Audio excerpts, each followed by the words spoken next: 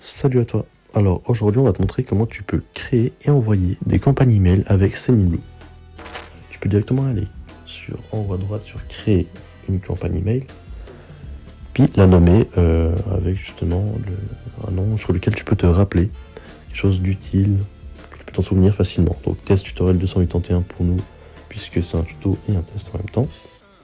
Donc 2, c'est par qui l'email va être envoyé. Donc mon adresse mail qui est visible, toi ce sera la tienne ou celle de ton entreprise. Tu pourras envoyer justement des mails à des listes. Donc moi j'ai une liste avec un destinataire, c'est celui de mon collègue, l'email de mon collègue avec qui je travaille justement pour faire ce tutoriel. Toi tu peux en avoir une dizaine, une vingtaine, peut-être 100, 200 personnes. Tout dépend du forfait, on a jusqu'à 300 pour le moment.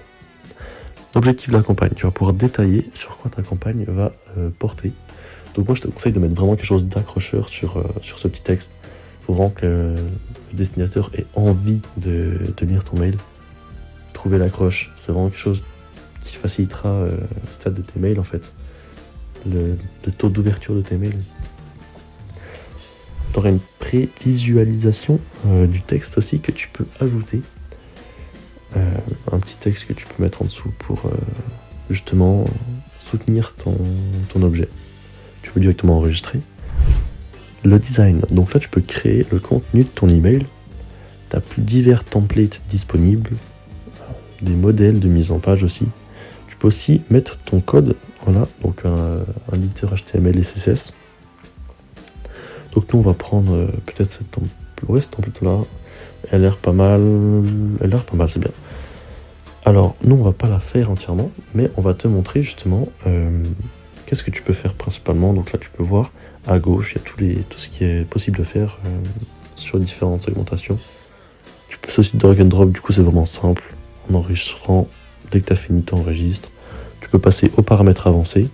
Donc modifier les paramètres, il n'y en a pas forcément des très importants je trouve, à part justement peut-être effectuer un suivi avec Google Analytics. Ce qui peut t'aider vraiment à avoir un suivi de tes mails, donc le taux d'ouverture, le taux de rebond, enfin bref, tout ce genre de choses. C'était vraiment un cheval sur ton business, sur les newsletters que tu vas envoyer. C'est un très bon moyen de les suivre. Tu pourras programmer l'envoi de ton email. Donc là, soit tu l'envoies directement, programmer l'envoi. La date d'aujourd'hui, c'est tout bon, c'est pour te montrer. Ah, tu peux aussi l'envoyer au meilleur moment. Donc là, c'est Sendinblue qui va regarder sur une période de 24 heures le nombre d'activités de tes destinataires potentiels et puis qui vont l'envoyer justement au moment où il y a le plus d'activités.